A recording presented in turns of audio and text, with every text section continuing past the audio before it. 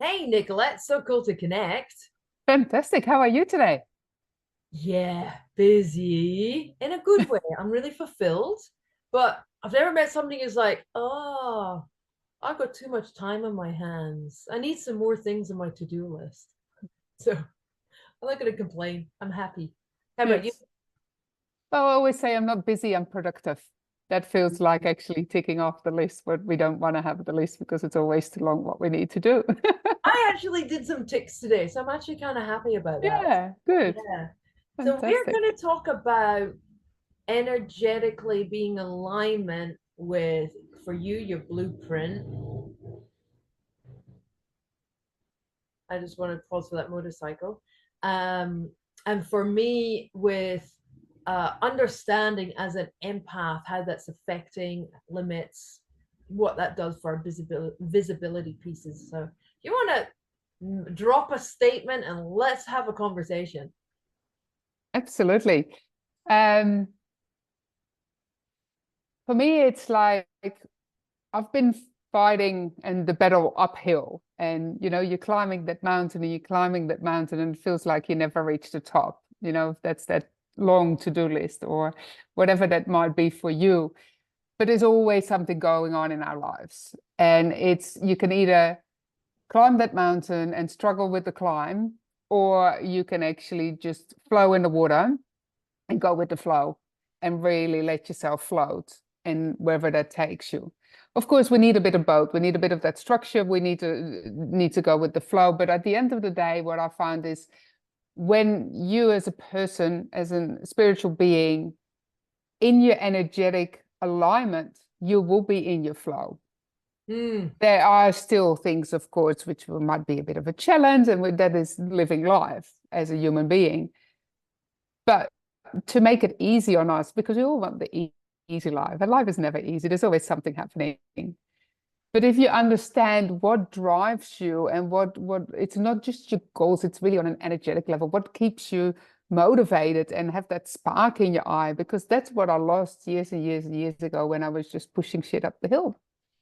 But the minute you go with the flow and you find your flow, all of a sudden that smile is back, like you have a beautiful smile, your spark in your eye is back, you're energized. And people say so often, what is it about you? You seem to be going everywhere and anywhere, and you're doing all these things. You got so much energy. And energy is different than frequency, but we'll talk about that later. But I think it's just that where do you find that energetic blueprint so you know what it is that makes you go and flow? Yeah, and I guess how do you know you're out of flow? Quite often we don't know. It's quite often when we go like, oh, it's getting hard and it's a struggle and nothing works and it's all too hard. And we're going into that negative energetic feel. And we kind of go and sit like this. You see me already going downhill.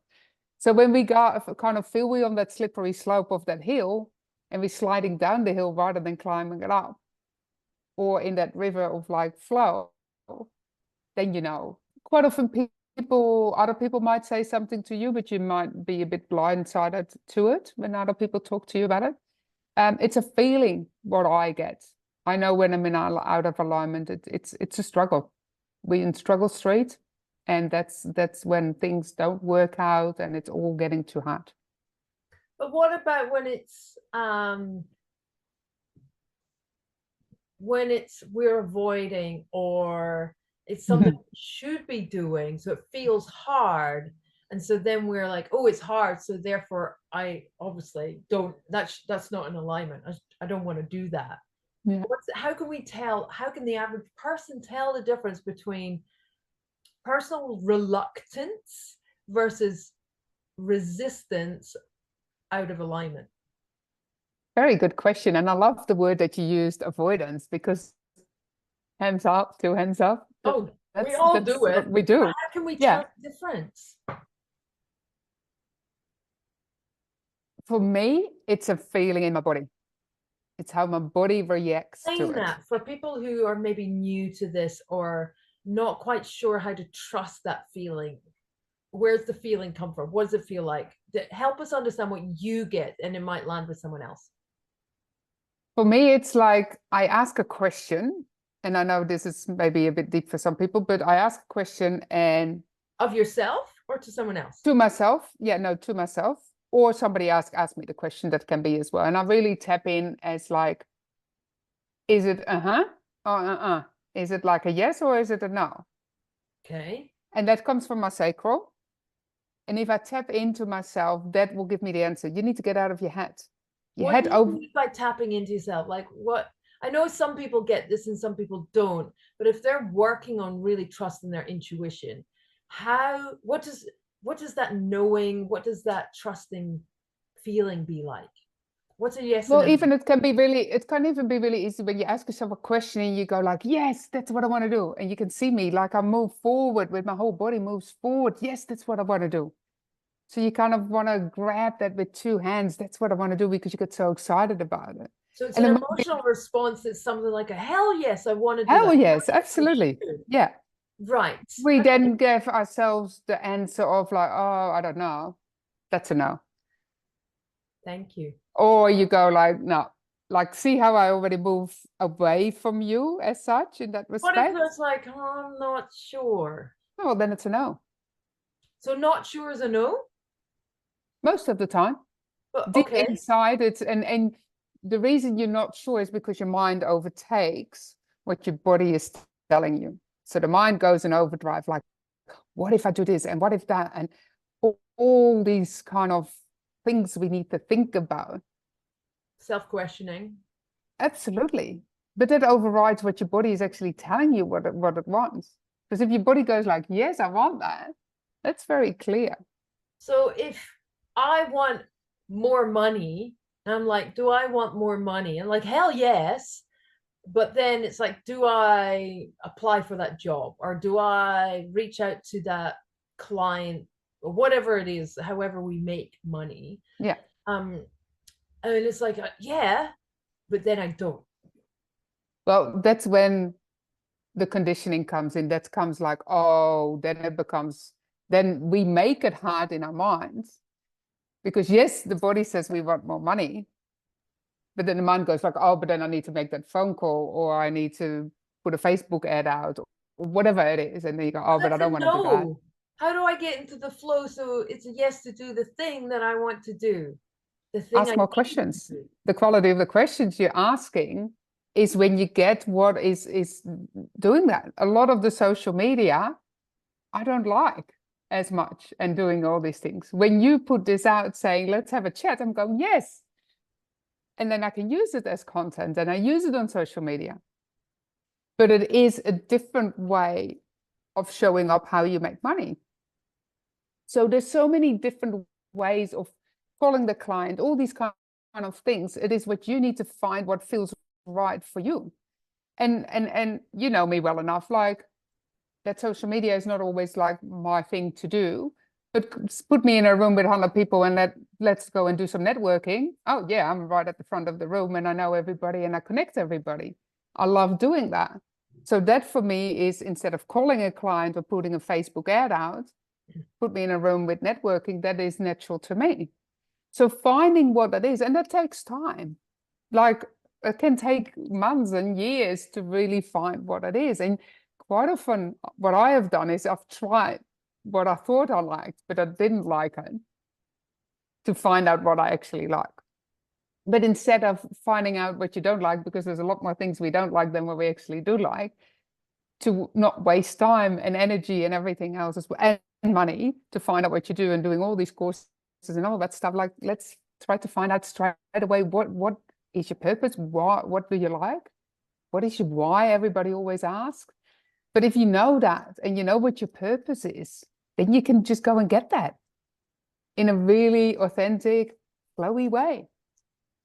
By tapping into and asking ourselves those questions and seeing how the body or even the mind is a hell yes, it's I don't know, and taking the action from there. Is that what you're suggesting? Yeah, and if it's an I don't know, then you can go, if you want to, dive a little bit deeper. Why do I not know? Is it like, oh, am I afraid? Is there some fear coming up? Fear of public speaking, fear of social media, fear of success, fear of failure, whatever it is, what comes up. A lot of them, us, especially women, but men do as well, is comparison. Oh, that works for them, so it needs to work for me as well. They doing this type of business, so I'm going to do that as well because that will work and have seen the results. So let's copy and paste and let's do the same. But that doesn't work because that might not be the hell yes for you. It might be, I don't know, and you might need to explore a little further. And the first thing is as well a bit of knowledge. Like you need to sometimes experience things. Like for me, it's all about an experience. I'm like, okay, if I try it, then I will know if I like it. And some other people say they instantly know. They're like, yes, no. And some other people take a little bit of time to find that out. Because things like, yeah, that's for me. And it's like, yes, yes, yes, yes. And it's like, oh my God, now I've got 20 things to do. And I only wanted one thing. So sometimes we just need to kind of settle and take time to really ensure that this is still what we want. And that's what that emotional roller coaster comes in, and controlling the emotions. And as well, being an empath, it's like, do you do it for yourself or you actually do it for others? Is this really what I want, or is that really what Mel wants me to do? Yeah, Or do I do it because Mel does it as well, and I feel like what Mel does, I need to do. And that's what I had a lot of times as well. and I wonder to continue that a little, if we get it, hell yes, but then it's sometimes not now.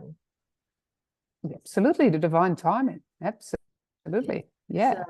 I've given this a go and I've realized this is right, but with everything else that's going on, this is not today. No. And it's, No.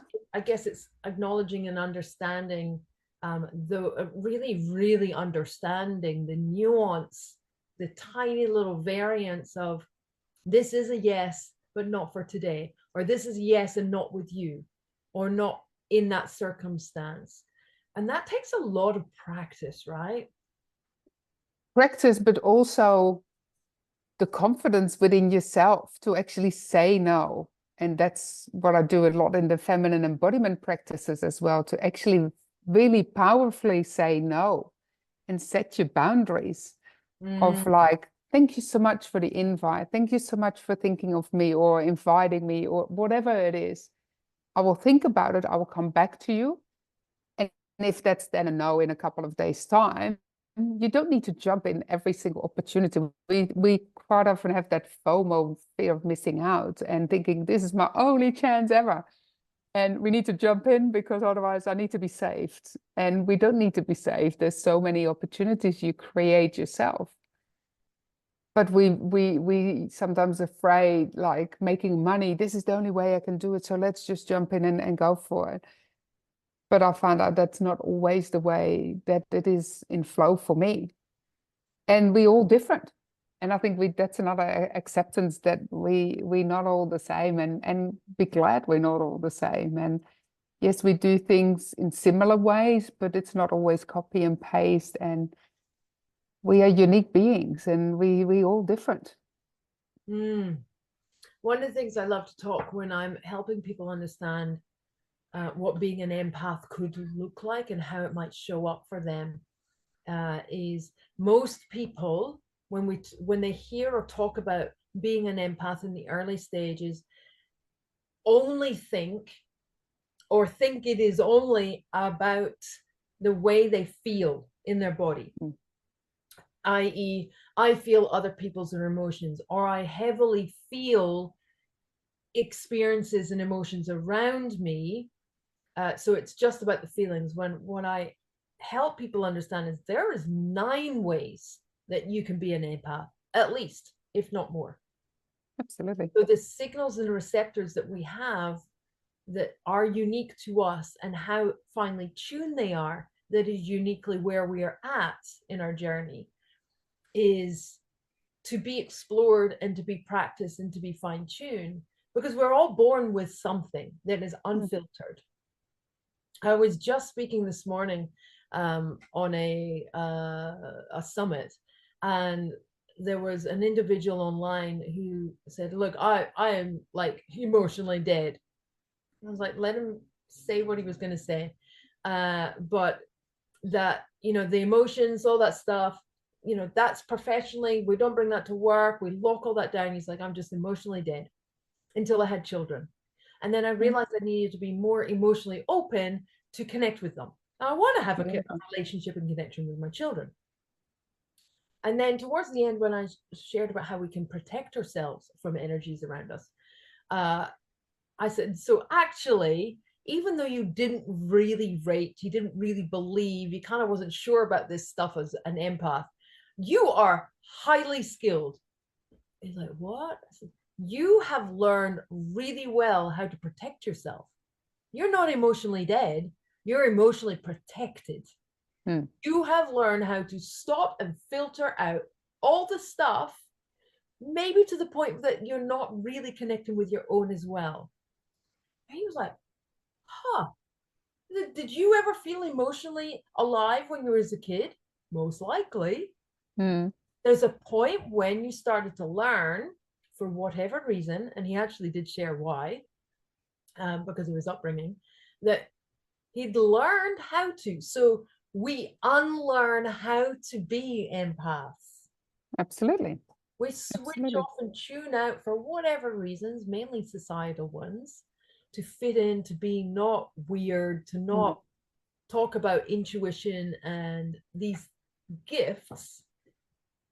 Yet, isn't that what sports and some athletes are? Instinctively, they know where to go or how to respond before any of their skills. And people say, oh, they've learned to practice. Yeah, but it comes from an instinct that they have harnessed and tuned up. That's what empathy is. And I think what you just said is beautiful. It's like, it's also putting, like, we quite often put it in a negative way, but I love it when you say it is like protection. It's like putting the guards up and protect your heart, and you don't want to be hurt again because, you know, a boyfriend has left you, whatever it might have been, cheated on you, whatever it is. And oh, that I don't want that to happen to me again. So you kind of go like, boop, walls up, and it's breaking those walls down. To feel safe, to be still protected, but still feel safe within yourself. That you can expand yourself to the energies again and emotion. Well, I challenge the language of breaking walls down, and here's why. They're established for a reason, as you say, to make us feel safe. So maybe we just change the walls for something less defensive. Yeah. Maybe we soften it with different materials in our mat. Does it have to be a hard brick wall? Maybe we can change that to a force field or a shield or something that's less structural. Because to bring our walls down is actually requiring a lot of inner work in order to feel safe without the walls. Some people don't want to do that work. That's fine. Will it benefit them? Absolutely. But bringing the walls down without any context, I'm not saying that's what you were suggesting, but other people say you need to lighten up, you need to bring those walls down. Actually, that's a very dangerous request, because the thing that caused it hasn't been resolved. We digress.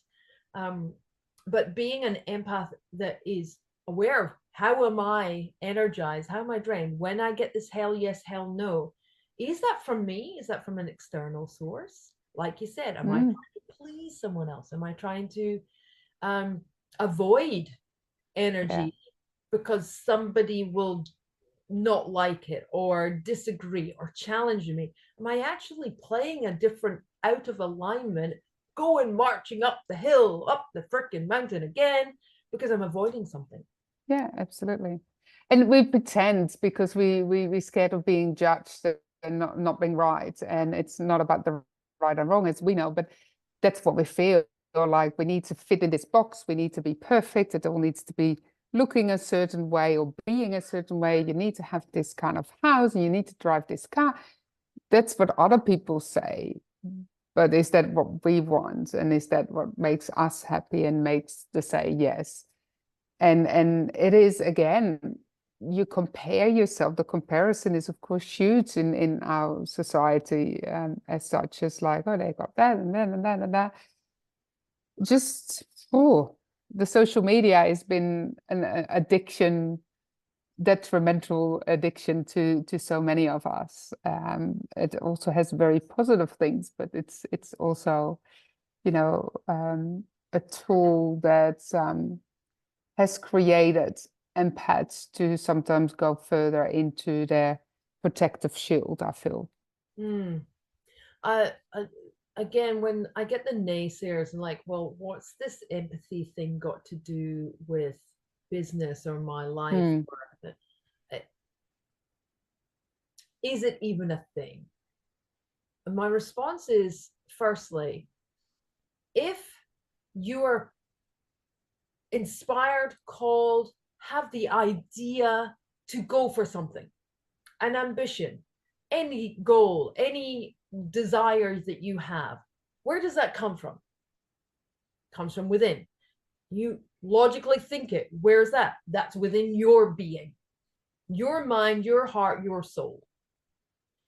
So if we are capable of creating these desires, thoughts, ambitions, that's coming from self. Now, that may be influenced by external influences, but if you still agree with it, right, I have this dream car. I really want to have this type of luxury vehicle. Whether it's because it's pretty or because it goes fast or it's fuel economical or if it's got heated seats, whatever the reason is, doesn't matter why. You want something, you're driven, inspired, or motivated towards something that somebody else doesn't want. It's unique. The way that we respond to that is also our own expression. Now, some of these words might not resonate, but how you go after something is your choice. Everybody has the choice of how you go about life. But if you are constantly comparing yourself to how others have done it, you're not following your own path. You're actually not tapping into what you had the idea to do, that you were having the hell yes response to initially when you thought it was like, I'm going to do that. That's uniquely your idea. Whether it's a unique idea is not what we're talking about, but that piece of decision making was yours in that moment. Absolutely. And that's what I like to look back as, you got your unique energetic blueprint. That's uniquely you. So if you know what that is, the intuition, and what stirs you and what motivates you, what is your drive, what is your desire, what is your why, and how to amplify that in a very beautiful, nurturing way, and be in your self-confidence and power. And be in tune with how are you going to work towards that blueprint, Exactly. calling, purpose, Yeah. acts Yeah. of service, job, motherhood, whatever you want to call Yeah. that thing, the alignment that you're talking about of being true to the bigger purpose of why we're here on earth, Yeah. aligned with how this being meat sack, as some calls us, how this human does that thing. That's the alignment that we're talking about. Absolutely. Living a life energetically in a way that doesn't create disconnect and discord within your own energy field, to achieve something. Otherwise, what's the point of life? Exactly. And it's just so unique to you. There's people doing amazing things, and I look at them and I go like, fantastic, would I do it now? Right, because it doesn't land for you, right? No, but I admire them. I'm inspired by them. We encourage, we support. Yes. Right. That's But not is it my for life me? path. No. And it's, again, it comes back to the respect that you have for each other, and say, great, I really, support them and inspire them to keep going whatever they want to do. And that's why I think you can never really tell anybody what they need to do and what their purpose is, because it is within. And whatever that is for you, I'm happy for you, as long as you find what it is for you. And don't do it for somebody else. Just really, all you can do in all of your life, nobody's going to make you happy. Nobody's going to do it for you. It's all about your own responsibility you need to take. I need to take for my life. And that's the only one who can be responsible is me, for me. We talk about, or we hear about the word being authentic. Yeah. And that is, how do you be authentic?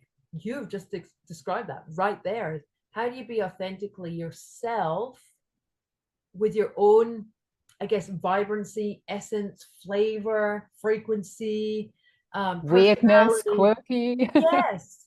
And be okay with being different, same but different, having your tribe, but you're still different, having similar thinkings, but still be unique at the same time. And that's And alignment and being in flow, right? absolutely. And there's only one of you. There is just one of you. Everybody is unique. And I've always laughed when people say, so what are your unique selling points? Well, just being you is what you all need to be doing. And you're so unique in the world. But the mind takes over and you start overcomplicating of the question and your dances and like, what is so unique about me? Yeah. And then there's so many other things what come up that you go and I'm like, well, sometimes you just need to ask others, what is so unique about me? But that's a bit confronting, but I've done that many times before. I said, so what do you think is so crazy and unique about me? Nothing. Nothing and Nothing. everything. And then everything. Yeah, exactly. Exactly.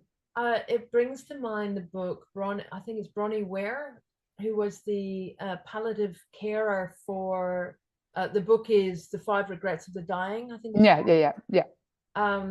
And the top three regrets are around the concept of living a life by someone else's instruction manual. Yeah. Not doing what you were wanting to do with your life, like to take all the spiritual language out of it, just living the life the way you wanted to, or not being honest about how you feel about someone, both negatively and positively, or not cutting the negative things out of your life, or making the decisions that I need to end a relationship, whether that's professional or personal. Just not living a life with what you know or knew you wanted to change. That's what we're saying is out of alignment. Absolutely. And it's finding that power within you to make those decisions, to powerfully say yes, to powerfully say no. And that is the hardest because we disempowered by so many things and people and circumstances. And we've been put down all the time. And you can't stand up and you can't stand out and all these kind of things. So I feel often that people don't have that power to actually say yes or no to a decision. And they just go with the majority, or they just, go with the whole herd mentality instead of actually say, no, I don't want to do this, and put up your hands and be different. Yeah, it reminds me of a little diagram I sometimes have in my talks. Is you want to stand up, you want to step up, and then you want to stand out. Yeah. And what that really just quickly means is you want to stand up for yourself and where you want to be or what you want to change or say. You want to step out of where you currently are into something new. And then you want to stand out and say, this is possible for anyone else to do it. If I can do it, you can do it. And empowering, supporting, helping others to do their version of whatever that ambition is for them. Yeah, and you really tap in a really interesting other conversation probably is it really about your identity, the old you and the new you idea of like, okay, you're in a situation now and you don't like where you are, whatever it is in life, but you're there for a reason. But if you want to change something, you can't change it in your current situation. You need to step out of that bubble where you're in. And that's quite often the thing as well. People can't see it. You were asking, how do you know? But sometimes you can't see it because you're in that bubble. You're so in the problem and whatever it is going on in your life that you need somebody from the outside to kind of pull you out and switch you around and say, well, look at yourself. This is actually what's happening. And pull you out of your own life and look at it with different eyes. And then, like I always call it, like an eagle, fly like an eagle and see it from a different perspective. And kind of look at like, oh, this is what my life looks at the moment. Am I happy with that? No. So somebody else is doing what I want to do. So that looks different. So how can I get from where I am now to where I want to be, and who am I now? But then people get scared because it's like an identity crisis. And now I got my midlife crisis, or whatever they want to call it. It's like, no, it's just a challenge. It's evolution.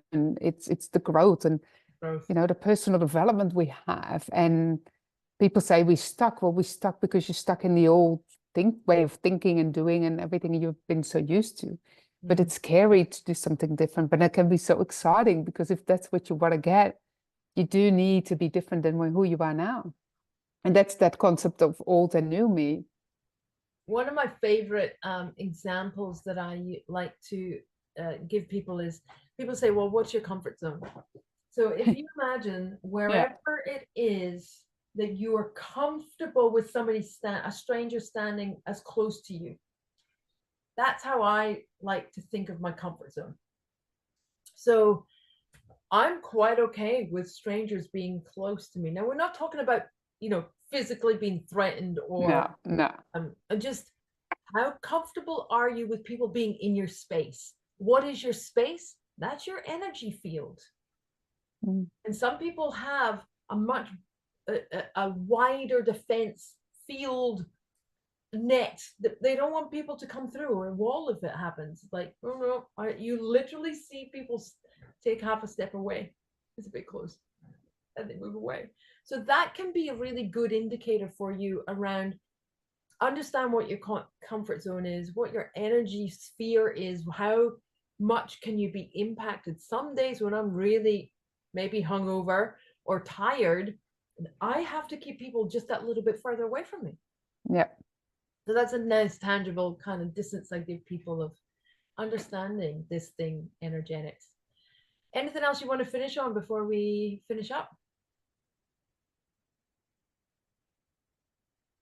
I think it was a beautiful topic you just touched on, and I spoke about last week, is the regrets in life. Yeah. Don't die with the music still in you is one of the main sayings you've heard so many. I actually asked my mom on her deathbed, have you got any regrets, Mom? And it was like a light conversation, and people go like, oh. And she said, no. The only thing I wished I had done, not saying regret, but said wish that I had done, was live with you. And I said, well, Mom, that can still happen. I'll take you with you. No. So I took Mom still with us. And I think that made me realize, like, yeah, don't have any regrets. Life is too short not to do the things you want to do, where you say the hell yes to, and your body says yes, and everything lights up in your face, in your eyes, and everything in your whole being of like, this is what I want to do. Go and chase it. Go and do that. Because you don't want to sit in your rocking chair or on your deathbed and ask your mom that same question, or ask yourself that same question. So that's what I really believe is, follow your real desire, your intuition, your energetic blueprint, so you're in alignment with what you want to do, and you just live your best life. And I think, you know, there's so many people who can give a hand. With some people, they say, oh, I don't know where to start and those things. But sometimes it's just being still and just sit with a cup of tea and enjoy the sunshine and just listen to whatever comes through to you. Don't overcomplicate it. Messages will, when you become a bit still, come to you. And when you listen, you will find your way.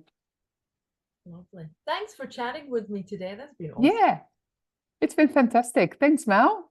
We'll speak Bye, soon. everyone. Bye.